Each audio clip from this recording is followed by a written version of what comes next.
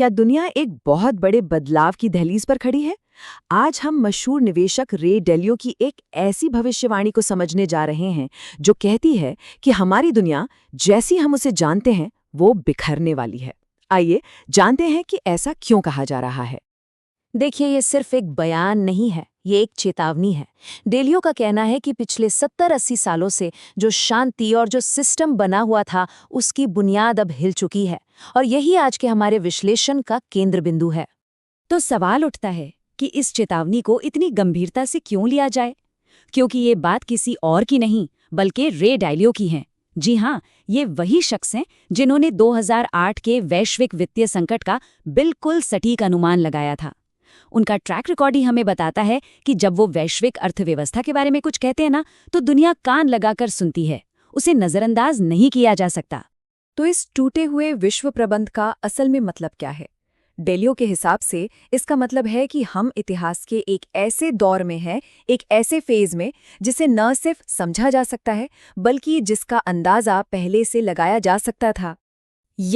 यही है डेलियो की थ्योरी का कोर आइडिया, जिसे वो बिग साइकिल कहते हैं। और उनका मानना है कि हम इसके सबसे आखिरी और हाँ सबसे खतरनाक यानी छठे चरण में हैं। ये वो दौर है जब सत्ता का संतुलन बिगड़ता है और जो पुराने सिस्टम है वो ताश के पत्तों की तरह ढह जाते हैं। तो चलिए अब उस ऐतिहासिक ढांचे को समझते हैं जिस पर डेलियो की ये पूरी थ्योरी टिकी हुई है। ये हमें समझाता है कि बड़ी बड़ी सल्तनतें कैसे बनती हैं और कैसे गिरती हैं। इसको समझने के लिए सबसे अच्छा उदाहरण है अमेरिका। देखिए, दूसरे विश्व युद्ध के बाद एक नया सिस्टम बना। ये था पहला चरण। फिर अगले कई दशकों तक अमेरिका ने खूब तरक्की की और दुनिया पर उसका दबदबा रहा। ये हो गया दूसरा और तीसरा चरण। लेकिन फिर आया 2008 का वित्तीय संकट, जिसने पतन की घंटी बजा दी। चौथा चरण। आजकल हम अमेरिका के अंदर जो राजनीतिक तनाव और बंटवारा देख रहे हैं वो साफ साफ 5वें चरण का संकेत है।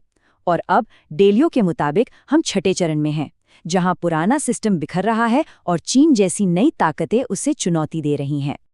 लेकिन ठहरिए, ये चक्र सिर्फ अर्थव्यवस्था के उतार चढ़ाव के बारे में नहीं है। इसका एक और काफी खतरनाक पहलू भी है।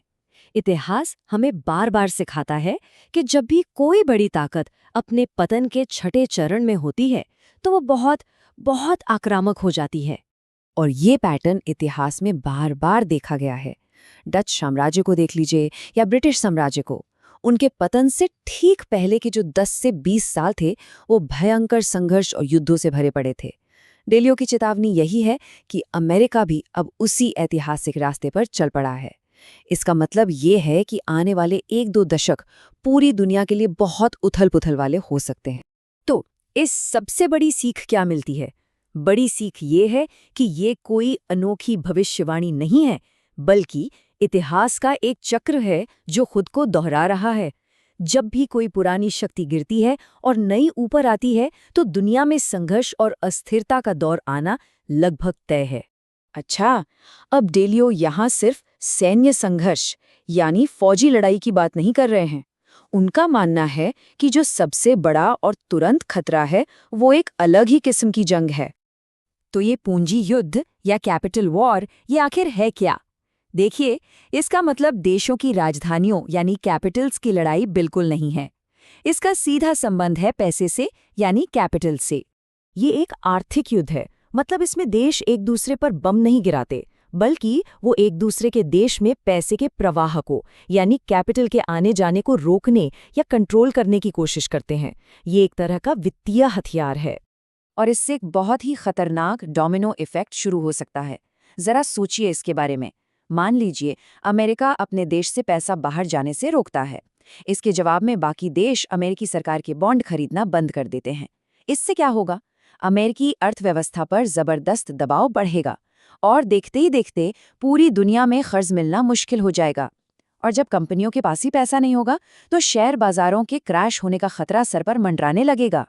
तो इस पूरी वैश्विक उथल-पुथल का भारत के लिए क्या मतलब है?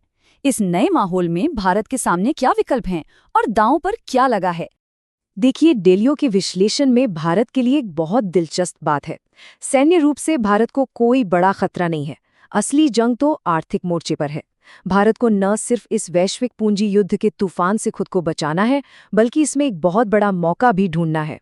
इस मोड़ पर भारत के सामने दो रास्ते हैं और दोनों एक दूसरे से बिल्कुल अलग। एक रास्ता है तरक्की का, जहां भारत दुनिया भर के पैसे के लिए एक सुरक्षित ठिकाना बन जाता है और विकास की नई ऊंचाइयों को छूता है। वहीं दूसरा रास्ता संकट की तरफ जाता है, जहां भारत इस आर्थिक तूफान में फंस जाता है और तरक्की की दौड़ में पीछे रह जाता है। और सुनिए, ये फैसला लेने के लिए वक्त बहुत ज्यादा नहीं है। डेलियो का साफ मानना है कि आने वाले 2 से 3 साल मेक और ब्रेक साल होने वाले हैं। इन्हीं सालों में जो फैसले लिए जाएंगे वही अगले कई दशकों तक हमारा भविष्य तय करेंगे। तो सबसे बड़ा सवाल यही है, जब दुनिया में पूंजी का ये महायुद्ध छिड़ चुका हो, तो भारत कौन सा रास्ता चुनेगा?